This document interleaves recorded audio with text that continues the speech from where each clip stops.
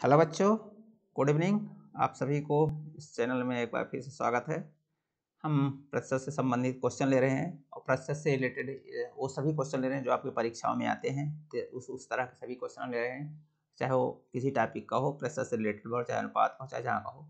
तो अगला क्वेश्चन लेते हैं। किसी परीक्षा में एक छात्र 32% अंक प्राप्त करके 20 अंक से फेल हो गया, जबकि दूसरा छात्र 46% अंक प्राप्त करके उत्तीर्णांक से 15 अंक अधिक पाता है। चलिए ठीक है, तो उत्तीर्णांक को अधिकतम देखिए, उत्तीर्णांक यानी पासिंग मार्क जिसे बोलते हैं, पासिंग मार्क कि पासिंग मार्क कितना है। तो पासिंग मार्क है, तो पासिंग मार्क एक होगा, एक उत्तीर्णांक होगा। उससे आगे जो पाएगा, अधिक पाएगा तो उत्तीर्ण कहलाएगा। यहाँ तक जो पाएगा, यहाँ तक जो पाएगा ये उत्तीर्णांक मान लीजिए, और इसके कम पाएगा तो वो फेल कहलाएगा। तो 32% अंक प्राप्त करके यहाँ पर एक स्टूडेंट बैठा है, उसका 32% अंक है, पहली बात तो ये। अब 20 अंक से फेल हो गया, यानी यहाँ से यहाँ तक जो ये मार्क्स है, मिनिमम पासिंग मार्क्स से 20 कम है, पहली बात तो ये माइनस है यहाँ से। और दूसरा, एक स्टूडेंट 46%, मतलब यहाँ पर बैठा है वो 46% पा गया, 46% पा गया, और यहाँ से यहाँ वो +15 अधिक है, 15% अधिक पाया उत्तीर्णांक से। तो एक स्टूडेंट 32% पा रहा है, 32%, ये 32% पा रहा है, और 20 अंक मतलब यहाँ जो जो भी उत्तीर्णांक होगा, ये पासिंग मार्क है, ये उत्तीर्णांक है। यहाँ पर उत्तीर्णांक से वो 32% मतलब कुल 32% पाया, पर उत्तीर्णांक से 20 अंक कम है भी, इसलिए 20 अंक से फेल हो गए। तो अब आप देख सकते हैं कि यहाँ से यहाँ के बीच का डिफरेंस 14% है। तो 14%, 32 मतलब ये 46% पाया है, 32% पाया, कुल मार्क्स में 14% का डिफरेंस आया। लेकिन कुल मार्क्स में कितना अंतर आएगा, ये 15 अधिक हो जाता है, एक उत्तीर्णांक से 15 अधिक हो जाता है, उत्तीर्णांक से 20 कम है, यानी दोनों के मार्क्स में 35 अंक का अंतर है। भाई ये उत्तीर्णांक से इधर 20 अंक है, और ये उत्तीर्णांक से इधर अधिक है, मतलब यहाँ से यहाँ, यहाँ से और यहाँ के बीच का मार्क्स अंकों में अंतर 35 अंक का है। यानी इस स्टूडेंट क्योंकि 15 अंक अधिक पा रहा है, 20 अंक कम पा रहा है, नहीं दोनों का योग कर दीजिए 35 हो जाएगा। इसलिए 1% इज इक्वल टू, यहाँ पर क्या जाएगा, 35/14। 35/14 का मतलब 7×35, 7 में 14, यानी 5/2 या 2.5। तो 1% का मतलब है कि 2.5 अंक, 2.5 अंक, क्योंकि यहाँ परसेंट इधर अंक है, ये 15 अंक है, ये 20 अंक है, तो ये 2.5 अंक।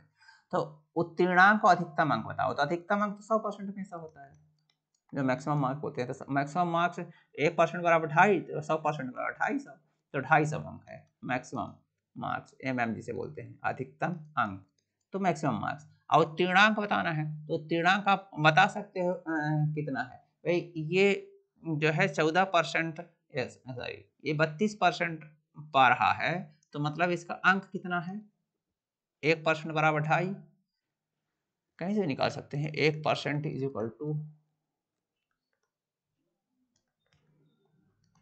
1% इज इक्वल टू 2.5 अंक है। तो 32% ये लड़का पाया, तो 32% इज इक्वल टू 32 गुणे 2.5, ये 2.5 है। तो इस प्रकार 32 दूना 64, 16, 80, तो ये 80 अंक पाया। फेल होने वाला 80 अंक पाया, पूछ नहीं रहा है यहाँ पर आपको निकालना पड़ेगा। फेल होने वाला 80 अंक पाया, लेकिन 20 अंक से फेल हो गया, इसलिए उत्तीर्णांक कितना है, उत्तीर्णांक आपके समझ में आ गया होगा कि उत्तीर्णांक, इसलिए वो 100 प्लस 80 प्लस 20, ये 80 नंबर पाया, 20 अंक से फेल हो गया। 32% यानी 80 अंक, तो 80 अंक पाया, 20 अंक से फेल हो गया, मतलब 100 अंक का था। चाहे यहाँ से निकाल लीजिए, चाहे 46% निकाल लीजिए, तो 1% बराबर 2.5 अंक, तो 46% इज इक्वल टू 46 गुणे 2.5, 46 गुणे 2.5, यानी 46 दूना 92, 23, 105 अंक, 115, 115 अंक, इनको गुणा करेंगे तो 115 आ जाएगा। अब 115 अंक ये पा रहा है, लेकिन 15 अंक उत्तीर्णांक से अधिक पाया है, तो 115 अंक में यदि 15 अंक उत्तीर्णांक से अधिक है, यानी 100 अंक उत्तीर्णांक है। 115 माइनस ये 15 अंक के लड़का ज्यादा पा रहा है, यानी इसमें 15 अंक कम पाते तो उत्तीर्णांक में पहुंच जाएंगे। तो इस प्रकार उत्तीर्णांक 100, कुछ ही पूछ सकता है, बस कॉन्सेप्ट क्लियर होता है सब क्वेश्चन। तो इस प्रकार परीक्षा में बहुत प्रश्न आते हैं, मुझे उम्मीद है कि अब आपसे ये कॉन्सेप्ट अच्छा क्लियर हुआ होगा, बड़े आराम से बन जाएंगे। अगला देखिए, ये क्वेश्चन थोड़ा कठिन है, इसको अच्छे से करना है। 1540 लोग वाले एक गांव में, एक गांव है जिसमें 1540 लोग हैं, 60% पुरुष हैं, जबकि कुल महिलाओं में 25% अशिक्षित हैं। देखिए क्वेश्चन कठिन है, ध्यान रखिएगा। ये क्वेश्चन जब भी आएगा तो 3 क्वेश्चन नीचे, ये आमतौर पर डाटा रिप्रेजेंटेशन ये एनालिसिस वाले में आता है। जबकि कुल महिलाओं में 25% अशिक्षित हैं, जो अशिक्षित पुरुषों की तुलना में 40% अधिक हैं। तो शिक्षित पुरुष कितने हैं उस गांव में? ये एक क्वेश्चन, 2 क्वेश्चन। चलिए ठीक है, वो सब निकल जाएगा, पहले आपको डाटा निकालना पड़ेगा सर। एक गांव है, 1540 लोग हैं कुल लोग। अब लोग में जानते हैं 2 तरह के लोग होते हैं इंसानों में, एक महिला और एक पुरुष। ये पुरुष तो 60% पुरुष हैं। आप देख सकते हैं इसका 60% तो पुरुष हैं और ये महिला हैं, ये महिला है। तो निश्चित रूप से 60% है तो ये 40% होंगी महिलाएं। महिलाएं तो कुल मिला के 40% होंगी। ये 60% है, मतलब 1540 का 60%, तो 1540 का 60% आप निकाल सकते हैं। 60% का मतलब 3/5, ये मैं बता चुका हूँ। तो ये 308 हो जाएगा और ये 924 हो गया। और 40% का मतलब यहाँ 2/5, तो ये 616। आप दोनों को जोड़ दोगे तो 1540 आ भी जाएगा। तो इस प्रकार पुरुष और महिला आपको समझ आएगा कि इतनी इतनी संख्याएं हैं। लेकिन ये नहीं बोल महिलाओं, अब डाटा को थोड़ा चेंज कर रहा है। कुल महिलाओं में 25% अशिक्षित है, तो कुल महिलाएं इतनी हैं। अब जरा सोचिए, ये कुल महिलाएं हैं। अब इसको 2 भागों में बांट दिया, शिक्षित और अशिक्षित। फिर से तो ये शिक्षित मान लीजिए और ये अशिक्षित मान लीजिए, अशिक्षित।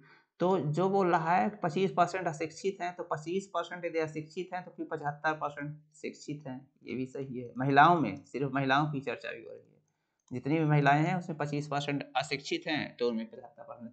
तो 25% जो अशिक्षित है निकाल लीजिए पहले। 616 का 25%, तो 616 का 25% यानी 1/4। 25% मतलब 1/4, तो ये 150, 154 आ जाएगा। तो ये 154 हो गया। 25% यानी 154। ये फटाफट निकलने आना चाहिए। जो अशिक्षित पुरुषों की तुलना में 40% अधिक। अब पुरुषों में भी शिक्षित और अशिक्षित होते हैं भाई, तो ठीक है, यहाँ शिक्षित कर दिया, शिक्षित, और ये अशिक्षित। तो अशिक्षित पुरुषों की तुलना में, मतलब जो कुल महिलाएं 25% अशिक्षित हैं, तो 25% यानी 154 है। पर ये जो 154 है वो अशिक्षित पुरुषों की तुलना में 40% अधिक है। तो मतलब अशिक्षित पुरुष, अशिक्षित महिला। अब इस कॉन्सेप्ट को समझिए। अशिक्षित महिला, पहले तो आपको ये समझना होगा, हम सब समझा चुके हैं सर, परसेंट रिलेटेड हर कॉन्सेप्ट। अशिक्षित महिला इज इक्वल टू अशिक्षित पुरुषों से 40% अधिक। ये सिर्फ आपके कॉन्सेप्ट के लिए ले रहा हूं। अशिक्षित पुरुषों से 40% अधिक, अधिक। अशिक्षित महिला, अशिक्षित पुरुषों से 40% अधिक। अशिक्षित महिला अब आपके सामने आ चुके हैं, 154 है। ये 25% और 25% आपने देख लिया कि कुल महिलाएं 616 हैं, उनमें से 25% अशिक्षित है। 616 का 25% 154। अशिक्षित 75% है, और जरूरत होगी तो हम यहाँ निकालेंगे। यहाँ जरूरत पड़ेगी डाटा के तो निकाल लेंगे। अब तो अशिक्षित महिला 154 है। अशिक्षित पुरुषों से तो अशिक्षित पुरुष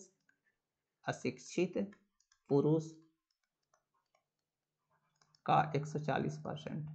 अब आप समझते होंगे ये कॉन्सेप्ट। 40% अधिक है यानी 140% है अशिक्षित पुरुष का। ये महिलाएं अशिक्षित पुरुष का 140%, तो इसलिए अशिक्षित ये 140% का मतलब 7/5। तो यहाँ पर आप 7/5 ले सकते हैं, लेकिन इधर गुणा होगा तो अशिक्षित पुरुष कितना निकल आएगा? अशिक्षित पुरुष। देखिए ये सिर्फ कॉन्सेप्ट कमी होने के कारण ये सब हमको लिखना पड़ रहा है। नहीं, मैं सीधे ये, मतलब आप परीक्षा में यदि आपका कॉन्सेप्ट क्लियर है तो सीधे ये लाइन लिखेंगे, आप समझ जाएंगे। क्या समझ जाएंगे? क्या शिक्षित पुरुषों की तुलना में 40% अधिक है, मतलब 154 जो है अशिक्षित पुरुषों का 140% है, तो 154 140 अशिक्षित पुरुषों का 140% यानी 5/7 ही आ जाएगा, क्योंकि यहाँ पर 7/5 आएगा। तो 7/5 कॉन्सेप्ट क्लियर है, सब ये चीज मन में है। तो ये डायरेक्ट ये कुछ नहीं करना पड़ेगा आपको। इस लाइन से यहाँ तक पहुँचने में ये सिर्फ लिखना है आपको। आइए हमारे ख्याल से कितना हो जाएगा? 22 और ये 110, 22 सत्ते 154, ठीक।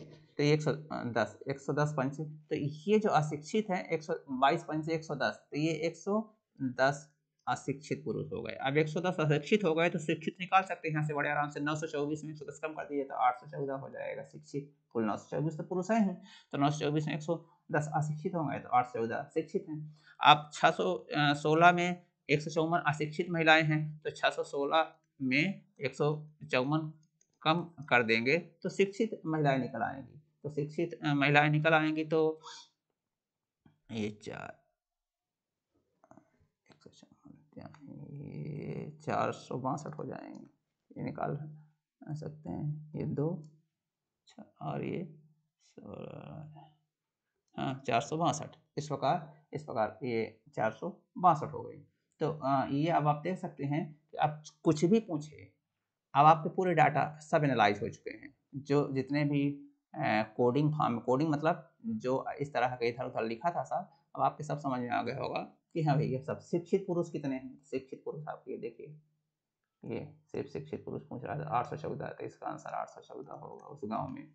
उस गांव में शिक्षित लोगों की संख्या कितनी है, तो मतलब लोगों की संख्या पूछ रहा था, इन दोनों को ऐड करना पड़ेगा। तो आप समझ सकते हैं 8 4 12 800 62 14 76, तो 1276 शिक्षित पुरुषों की संख्या। उस गांव में शिक्षित लोगों की संख्या, पुरुषों की संख्या तो ये है, और लोगों की संख्या मतलब महिला पुरुष दोनों, तो इन दोनों को ऐड कर देंगे तो 1276 आ जाएगा। और जो भी पूछना चाहे वो सब पूछ सकता है इतने डाटा से। इतने डाटा में कई क्वेश्चन बनाए जा सकते हैं। तो इस प्रकार कोई भी क्वेश्चन कैसे भी हो आप बड़े आराम से लगा सकते हैं। ये बहुत अच्छा क्वेश्चन है, कॉन्सेप्ट के साथ मैंने बताया है। तो मुझे उम्मीद है कि आपको ये पूरा कॉन्सेप्ट क्लियर हुआ होगा। कॉन्सेप्ट कैसा लगा, क्वेश्चन कैसा लगा, कमेंट बॉक्स में बस लिखिए। यदि अच्छा लगा तो लाइक कीजिए, दोस्तों में शेयर कीजिए और चैनल को सब्सक्राइब कीजिए। बहुत बहुत धन्यवाद।